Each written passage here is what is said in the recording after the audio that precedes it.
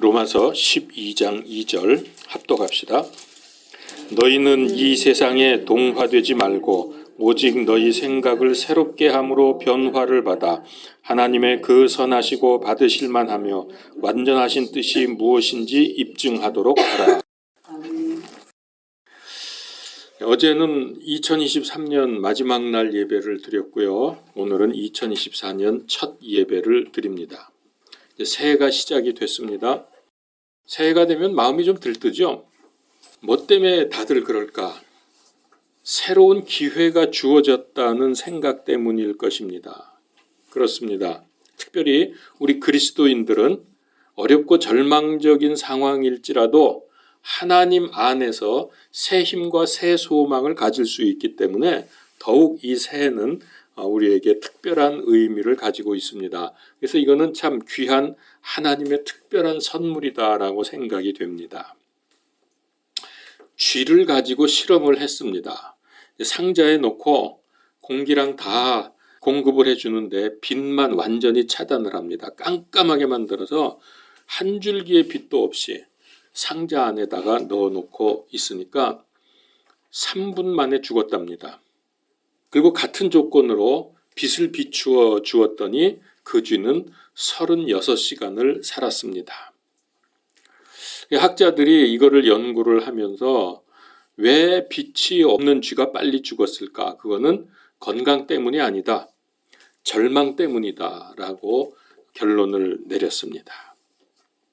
베드로전서 1장 3절에 하나님 곧 우리 주 예수 그리스도의 아버지를 찬송하리로다. 그분께서 자신의 풍성한 긍휼에 따라 죽은 자들로부터 예수 그리스도를 부활하게 하심으로 우리를 다시 낳으사 산 소망에 이르게 하셨으며, 부활을 통한 산 소망이 우리에게 주어졌다는 겁니다. 이 소망이 사람을 살게 하는 거예요. 절망하면 살 수가 없어요. 사람은 얼마 못 갑니다. 우리 소망의 최후의 종착점은 천국 새 예루살렘 성입니다. 그때까지 우리가 어떻게 살아야 합니까? 두 가지 중요한 내용이 있다고 봅니다. 첫 번째는 하나님께 영광 돌리고 찬송하는 예배. 예배는 무조건 성공해야 한다. 예배에 실패하면 그리스도인이라고 할 수 없습니다. 다른 건 잘해도 소용이 없습니다. 사실은 이게 기본이 되어야 합니다. 그리고 두 번째로는 세상에서 살 때 우리가 사랑의 삶. 사랑은 성경에서 말씀하시는 모든 덕목의 종합입니다. 자, 그래서 이 두 가지가 예배와 사랑, 이 두 가지가 믿음을 갖게 하고 또 천국의 소망을 향해서 가는 가장 중요한 두 가지 덕목이라고 생각을 합니다. 자, 먼저 첫 번째 예배입니다. 예배는 크게 둘로 나눌 수가 있죠. 교회에서 드리는 공동 예배가 있습니다. 그리고 집에서 영적 생활로 하는 개인 예배가 있습니다. 자, 이것이 예배의 기본 중의 기본입니다. 교회의 공동 예배. 그러니까 공동 예배를 드리지 않으면, 여기서 실패하면 개인 예배는 의미가 별로 없어요. 공동 예배야말로 예배의 기본 중의 기본이다. 어제 말씀드렸죠. 예배의 4가지 요소가 뭐죠? 하나님부터 받는 건 말씀, 그 다음에 3가지를 드리죠. 기도, 찬양, 예물. 이 4가지가 핵심 요소입니다. 그래서 우리 계시록에 있다 그랬죠. 천국에서 구원받은 모든 피조물들이 함께 모여서 하나님께 영광 돌리며 예배 드리는 장면. 그래서 이 천국 예배의 모형으로 우리가 지금 여기서 예배를 드리는 중입니다. 그 구절을 한번 보죠. 계시록 5장 11절에서 13절.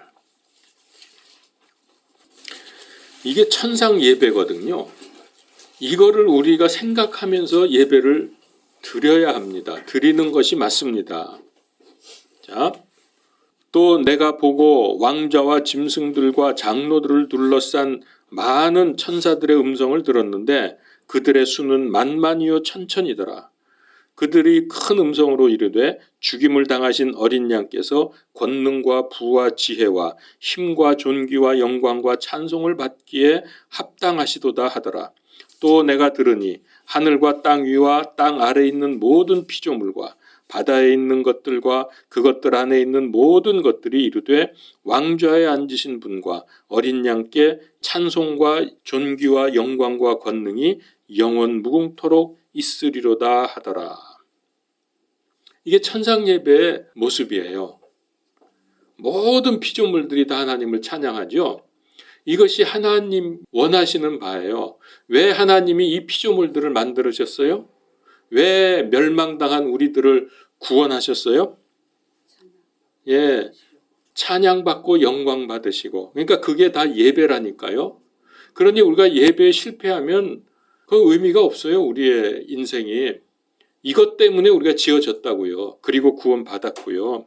자, 그래서 다시 말하지만 예배는 무조건 성공합시다. 예.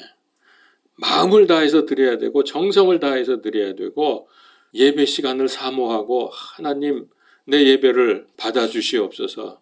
우리 생명빛 교회 예배를 받아주시옵소서.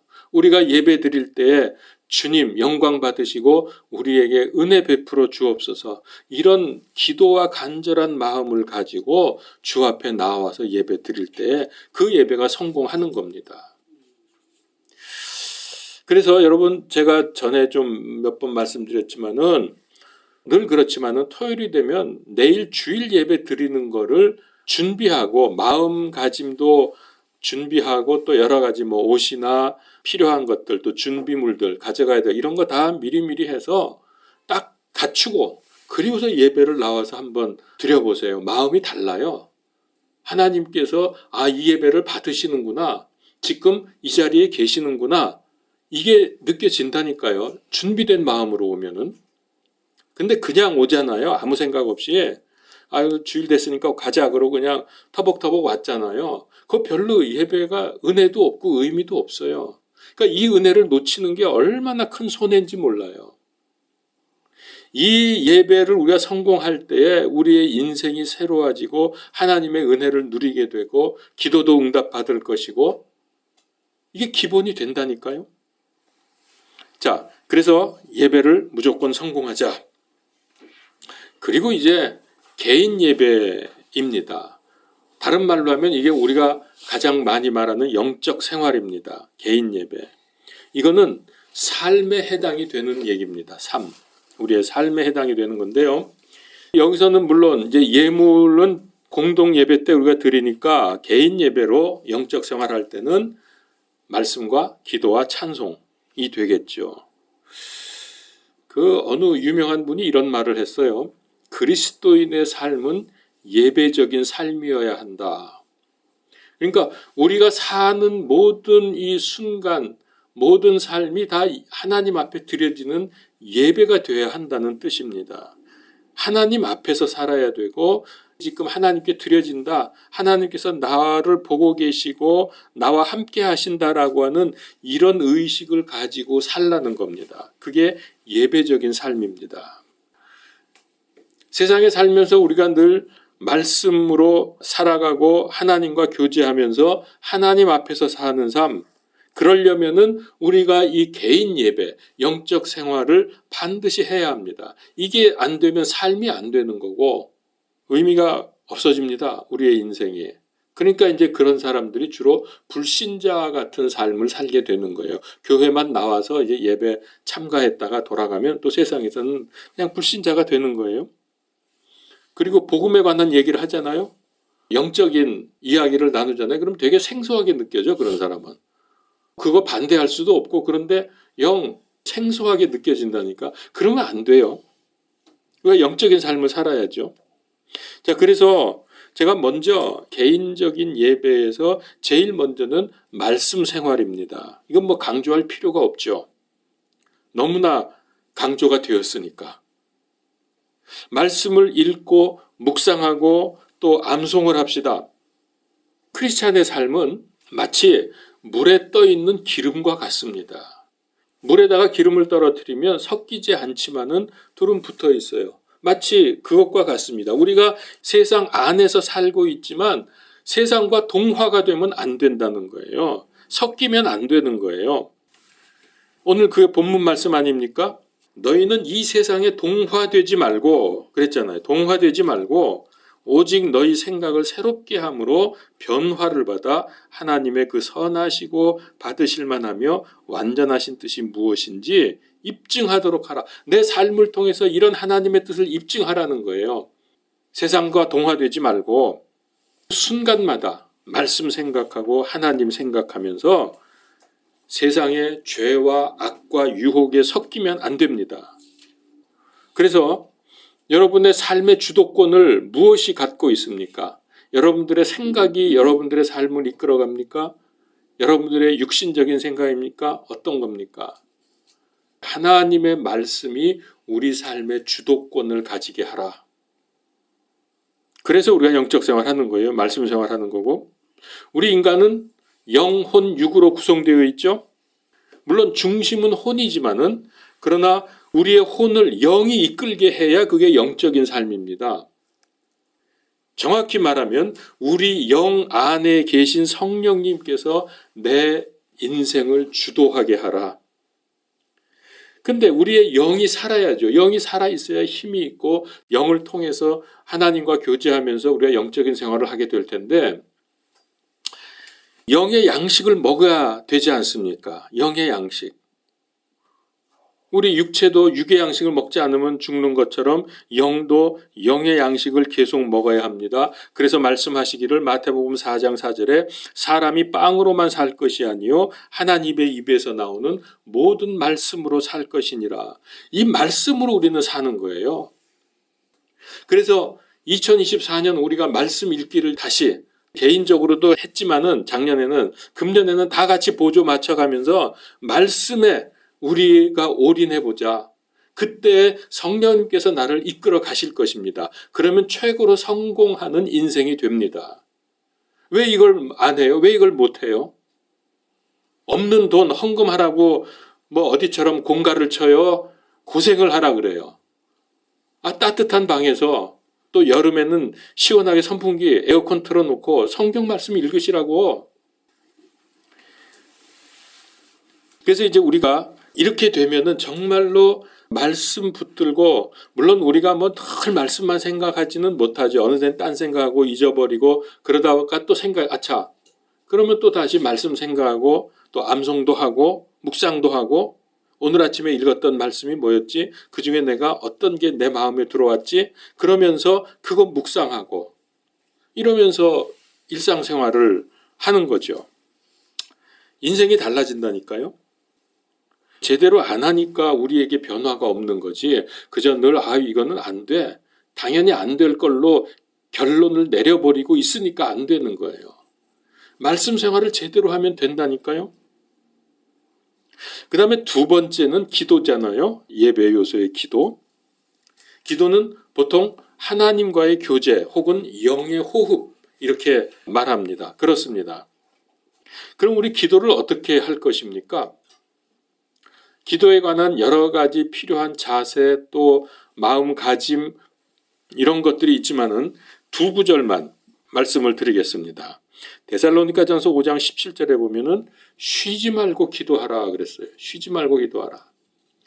제가 이 말씀 어제도 이 말씀을 드렸고 오늘도 또 드리는데 이게 너무나 중요하기 때문에 저는 보름 됐나 이제 제가 정말 마음 먹고 쉬지 않고 기도하기로 지금 맘 먹고 지금 하고 있는 물론 뭐 하루 종일 쉬지 않고는 아닙니다. 전철 타고 갈 때 시간 날 때마다 제가 특별히 중요하게 생각하는 기도 제목을 가지고 계속 기도를 합니다. 전철에서도 제가 오늘 여러분들하고 나눌 말씀을 원고를 한번 보지만은 그 이후에는 계속 기도를 합니다. 제가 본을 보여야 하니까. 근데 이게 된다니까요. 그리고 너무나 좋아요. 그렇게 하니까. 야, 하나님이 들어주신다. 인생에 자신감이 생기고요. 기쁨이 있어요. 기도 생활에 성공해 보면 저도 아직 뭐 완전하진 않지만은 점점점 기도 생활이 되어진다는 것을 더 느껴지지요. 전에 이렇게 시간 정해놓고 하고 그다음에 뭐 필요할 때 하고 이럴 때 하고 그냥 쉬지 말고 기도라는 말씀 붙들고 생각나고 할 수 있을 때마다 기도하는 거하고는 또 다르더라고요. 한번 해보세요. 인생이 달라질 겁니다. 그 다음에 누가복음서 18장 7절 8절 비록 하나님께서 밤낮으로 자기에게 부르짖는 자들 곧 자기의 선택받은 자들을 향하여 오랫동안 참으실지라도 그들의 원한을 갚아주지 아니하시겠느냐. 내가 너희에게 이르노니 그분께서 속히 그들의 원한을 갚아주시리라. 여기 원한은 쉽게 말하면 우리가 정말 마음에 간절함을 가지고 이거 꼭 응답 받아야 되는데 안타까운 마음, 그거를 하나님이 들어주시지 않겠냐는 거예요. 그걸 여기 원한이라고 좀 표현을 합니다. 마음에 아주 간절한 소망을 가지고 주님 앞에 정말 죽기 살기로 간구하는 기도의 내용이 있잖아요. 그 원한에 쌓인 그런 마음과 같은 그렇게 이해를 하면 되겠습니다.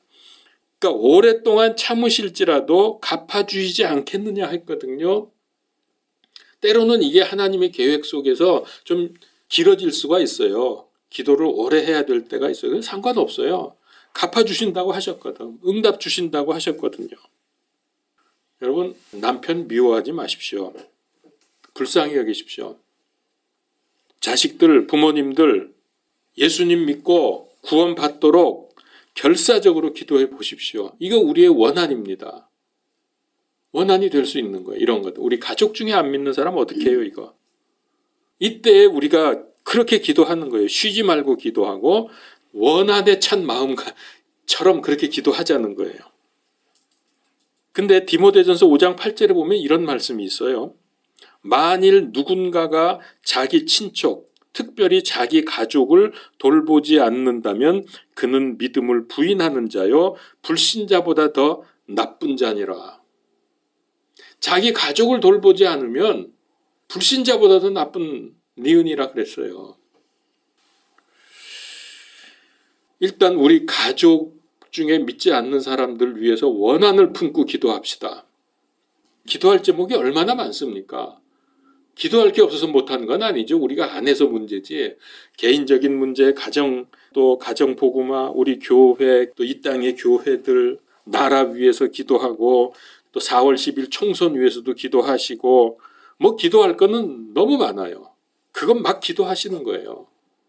그러다 보면 정말 쉬지 않고 기도하는 사람이 될 수 있습니다.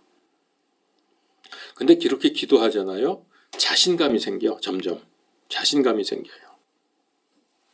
자, 우리 믿음으로 항상 기도하고 믿음으로 계속 기도합시다. 기도는 하나님을 움직입니다. 기도는 결단코 열매 맺지 못하고 땅에 떨어지는 법이 없습니다. 반드시 이루어집니다. 남편 중에 1년에 한 번 성탄절에 나오던 사람도 이제 우리가 이렇게 같이 힘을 합해서 기도하면 점점 횟수가 늘어날 거고 드디어 믿음의 사람이 될 겁니다. 아멘. 아멘. 요한복음 14장 14절 너희가 내 이름으로 무엇이든지 구하면 내가 그것을 행하리라. 하나님이 거짓말 안 하시죠. 자, 이렇게 우리가 말씀 생활, 기도 생활하면 내가 우선 살아요. 내가 생동감이 넘치고 은혜 풍성한 삶을 살 수 있게 됩니다. 이게 크리스찬의 삶이죠. 참 간단하죠. 말씀과 기도 이것만 제대로 하면 되는 거예요. 믿음이 안 자라네. 도대체 어떻게 믿음 생활해야 됩니까? 늘 그게 고민거리고 해결이 안 됩니까? 자기가 안 해서 그래요. 기도하고 말씀 읽고 하면 되지 왜 안 돼? 이제 찬송도 우리가 부르면서 같이 하면 참 좋습니다. 찬송도 해야죠. 그러니까 개인 기도 시간뿐만 아니라 또 여기 와서 우리가 공동 예배 때뿐만 아니라 길 가면서 쉬면서 화장실에서도 저는 하다 보니까 이렇게 되더라고요. 이제 말씀도 생각하고 이렇게 짜투리 시간들 많이 있잖아요. 우리가 전철도 타고 가든지 걸어간다든지 뭘 한다든지 그럴 때 말씀 생각도 하고 또 시간이 좀 있으면 성경 펴서 읽기도 하고 또 기도하고 그러면서 이 말씀 생활, 기도 생활을 해 나갔는데 어느 때는 이게 안 될 때가 있어요. 말씀도 갑자기 딱 막혀서 잘 안 나오고 생각도 잘 안 나고 그다음에 기도도 안 될 때가 있거든요. 그럴 때 찬송을 하십시오. 찬송이 참 좋아요. 찬송을 흥얼거리면서 우리가 주님 앞에서 살자는 거예요. 근데 핑계 댈 게 없어요. 이렇게 하면. 디모데전서 4장 8절에 육체의 훈련은 유익이 적지만 경건은 모든 일에 유익하며 현재와 미래의 생명의 약속을 소유하게 하느니라. 육체의 건강을 위해서 운동도 하고 여러 가지 음식도 조절하고 많이 하잖아요. 근데 그거는 유익이 있어요. 근데 적다 그랬어요. 우리가 이 영적 생활하는 경건은 모든 일에 유익하고 현재와 미래의 생명의 약속을 소유하게 한다. 이게 다 응답되고 이루어진다는 거예요. 그러니까 이걸 왜 안 해요? 이거 놓치면 얼마나 큰 손해인지 여러분 아셔야 돼요. 근데 이게 또 같이 이렇게 상승 효과를 내더라고요.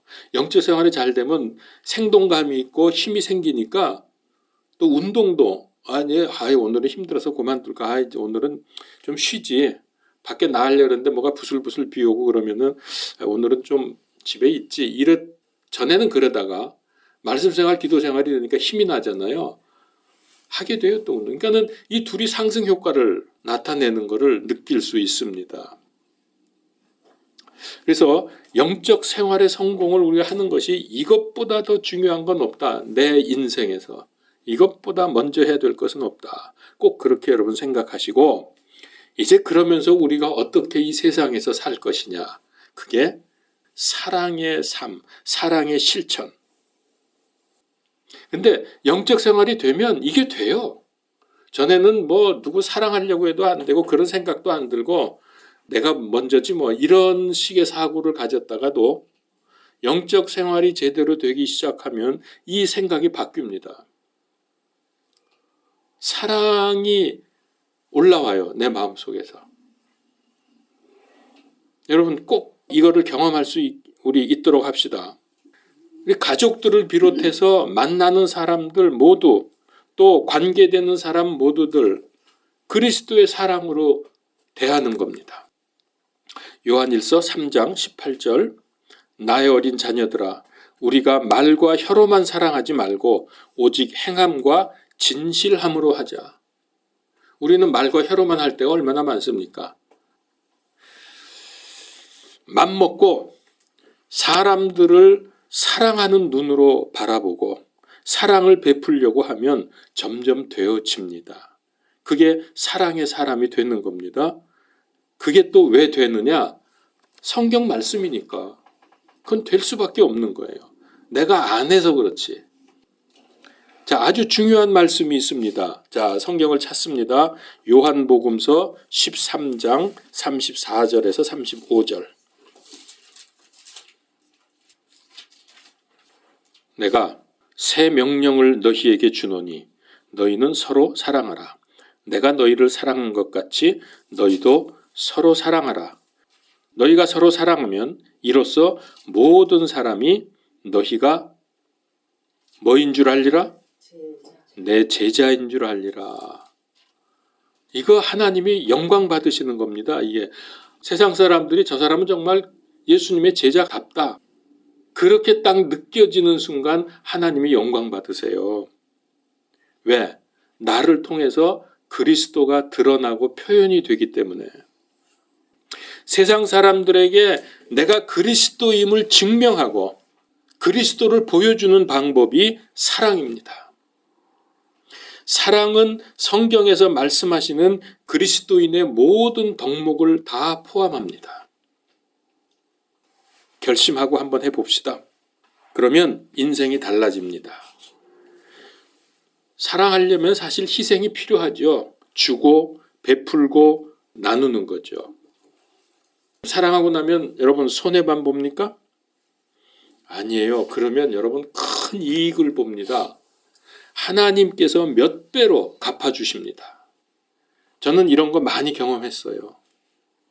누가복음서 6장 35절에 잘 들으세요. 오직 너희는 너희 원수들을 사랑하고 선을 행하며 아무것도 바라지 말고 빌려주라. 그러니까 우리가 뭘 빌려달라고 해서 빌려줄 때는 받을 생각하지 말고 주라는 거예요. 아무것도 바라지 말고 빌려주라.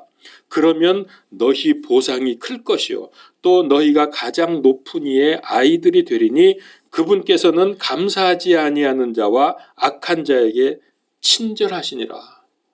그러니까 우리가 볼 때는 저놈은 저 이상한 악한 놈이야. 그런데 하나님은 그에게 친절하다니까요. 우리는 그 사람들에게 사랑을 베풀 의무가 있어요. 38절 주라 그러면 너희에게 줄 것이니 곧 후히 되어 누르고 함께 흔들어 넘치게 하여 사람들이 너희 품에 안겨주리라. 자, 우리가 사랑을 베풀고 나누고 또 빌려주면서 받을 생각 안 하고 그냥 이렇게 주면은 하나님께서 주변의 사람들을 통해서 나에게 어떻게 돌려주시느냐? 후히 되어 누르고 함께 흔들고 넘치게 하여 너희 품에 안겨주리라. 성경 말씀이니까 그대로죠. 너희가 잴 때 쓰는 바로 그 척도로 너희가 다시 평가를 받으리라. 내가 어떤 척도를 가지고 사람을 대하고 어떤 기준으로 저들에게 대하느냐에 따라서 그대로 하나님께서 다시 나에게 해 주신다는 거예요. 그러니까 우리가 예를 들어서 장사하는 사람들이 뭐 무게를 재서 물건을 주고 돈을 받잖아요. 혹은 길이를 재어서 이만큼 해서 잘라주잖아요. 옷감 같은 거.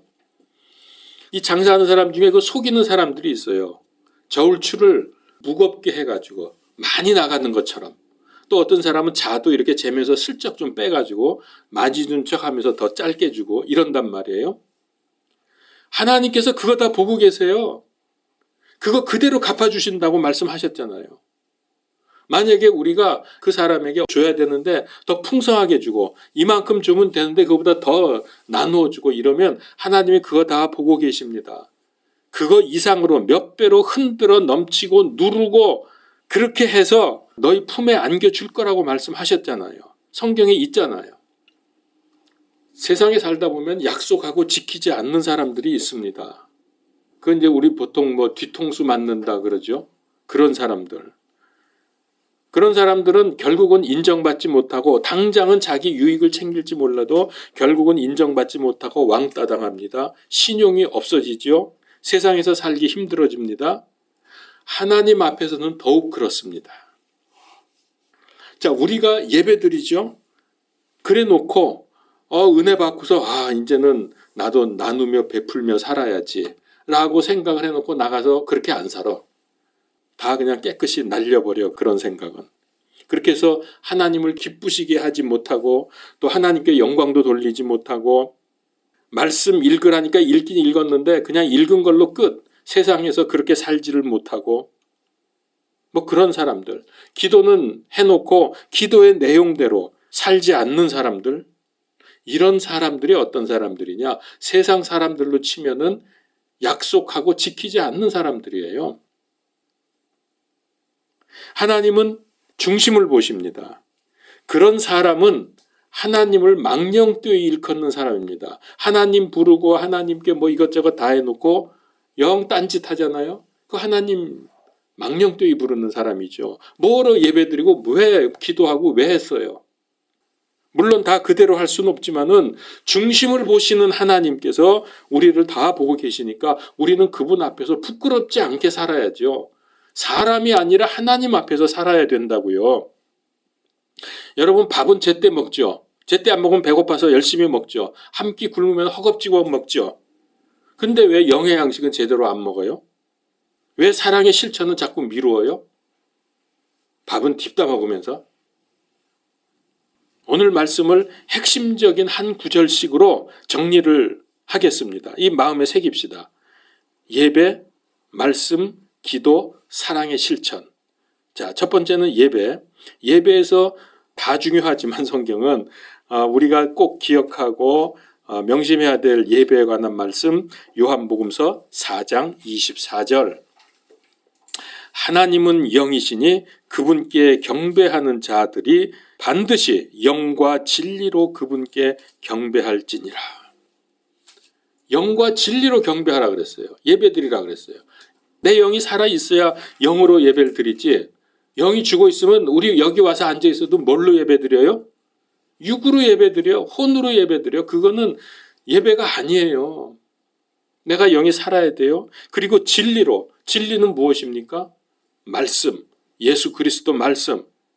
그러니 우리가 이런 영적 생활을 하지 않고서는 영이 살 수 없고 진리도 우리에게 없으니까 안 되죠.